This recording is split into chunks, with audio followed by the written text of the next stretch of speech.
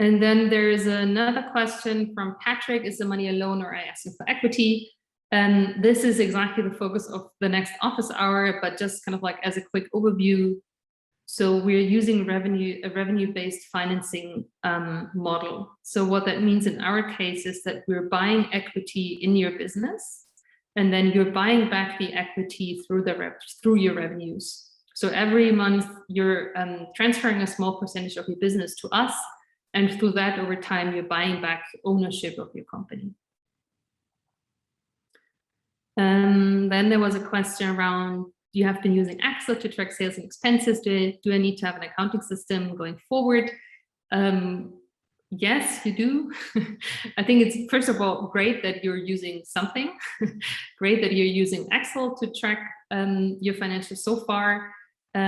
We learned over the last 2 years that in order for us to be able to support you better, it's much easier if all the financials that you guys are using are in the same format.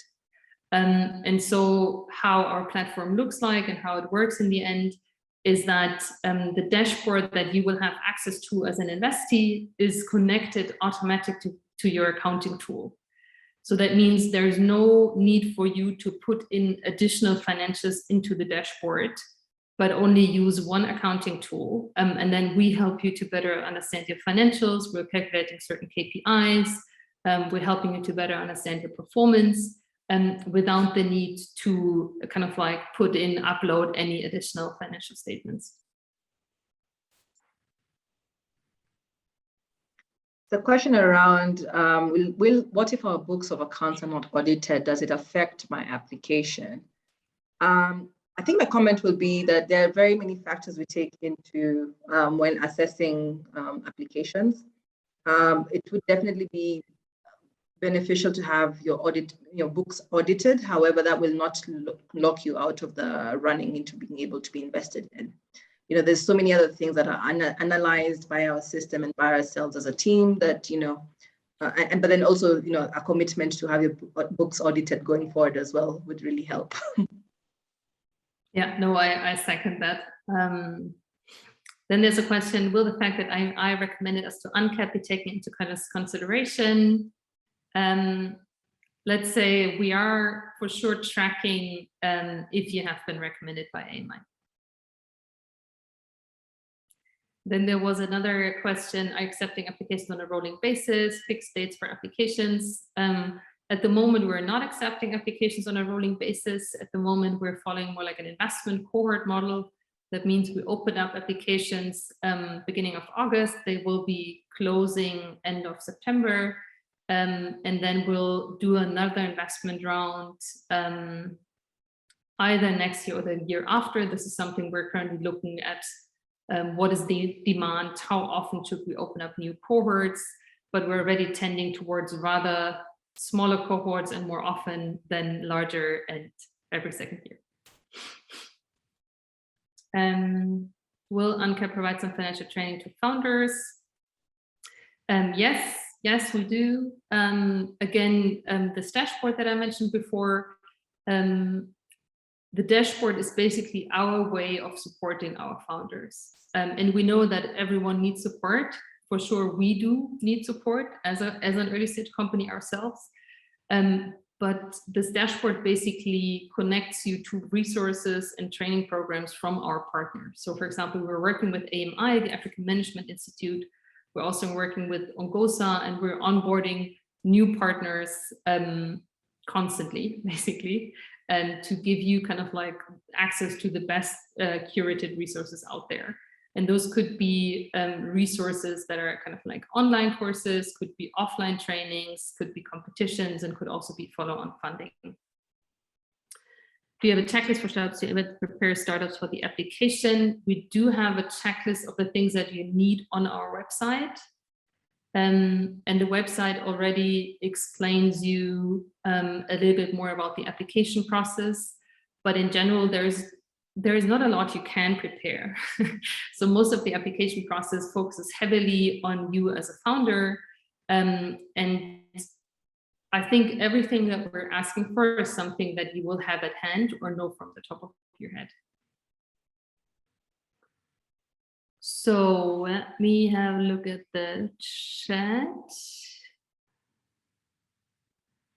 So there was a comment from Sydney. We're using our own inbuilt web-based data analytics platform for quickly analyzing the financial data and behavior contained in our M-Pesa and bank statements, since 100% of our revenue is captured by our M-Pesa and PayPal. What's your take on this? I mean, fantastic. It's fantastic that you're already doing that. We could have just kind of like connected what we do through an API to what you're doing. I mean, I absolutely agree. I think basically, as long as you understand what the analytics tool that you're using is doing and how it helps you to better understand your financials, then this is something that, I mean, this is something we've built in, and I could see others using quite successfully as well. I hope that answered your question. If not, just please follow up.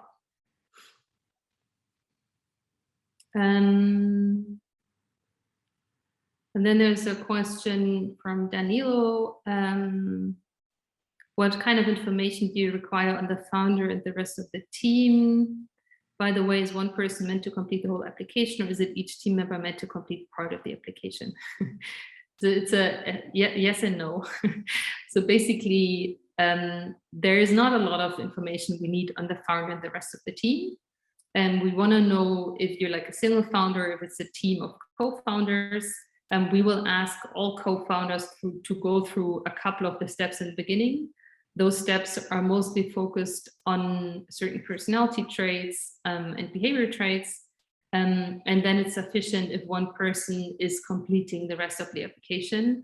But of course, you can also work together. So I think, for example, the whole quantitative business overview is something that, at least if I would do it, I would probably kind of like sit down together with our COO and fill in the details together. And I think it's also actually quite a good exercise to make sure that you're all aligned. The same goes for the interview, where it's more about the problem you're addressing, the kind of like the market, etc. I think that's also something where it makes more sense if you do it together. But of course, in the end, it's sufficient if one person puts in the information. Then there's someone from Nigeria. Hi. And then the questions about the financials affected by COVID. Yeah, I mean, this is something we are taking into consideration. And it's something, of course, that has affected most businesses.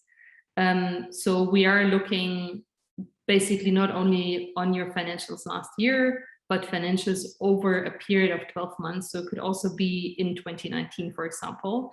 And then we're looking at kind of like the consolidated track record that you have so far.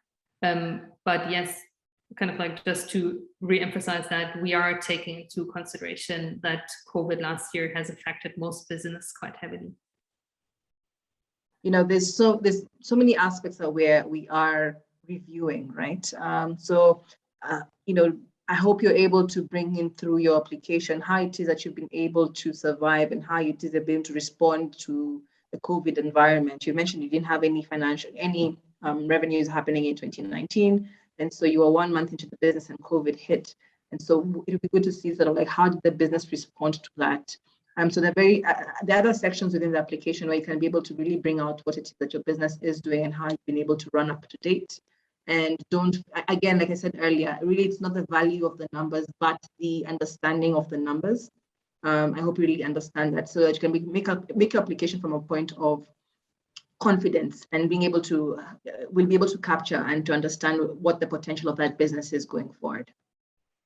Yeah, I fully second that. The financials, I mean, we are using this whole session to talk about financials, but it's one very tiny part of our assessment of your business. And so I think it's something that is important, but especially as an early stage business, what is even more important is the team, the founder. Why are you working on this? What are you working on? So please don't be kind of like, don't be afraid to put in numbers that you know were heavily affected or not as high as you kind of like would want them to be already.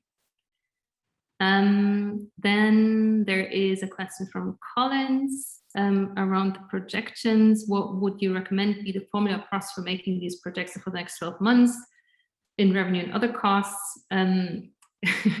Yeah, this is I know this is a challenge. I mean, it's something I actually just did for Anka over the last weeks.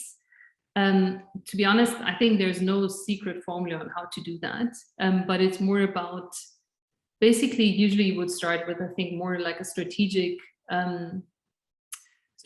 question, like what are the things we want to achieve over the next 12 months? Where do we want to be? What are certain goals, like quantitative goals, that we want to hit? And what does that mean then in terms of the costs that are involved and the revenues? So for example, if you say we're selling vertical farming modules and our goal for next year is to hit the kind of like selling 500 vertical farming modules per month, then of course everything else is dependent on that. Then you can easily calculate the costs and the revenues. I know this was more like an easier example.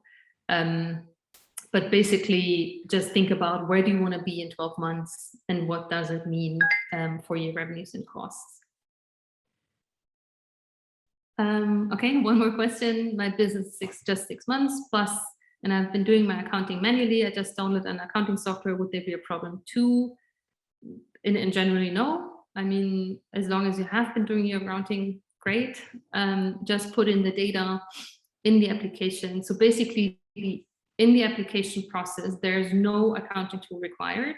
The only thing we require are that you put in your numbers manually in the tool. Once we decide to invest in you as a business, we will require you to pick one of the accounting tools that is connected to our platform.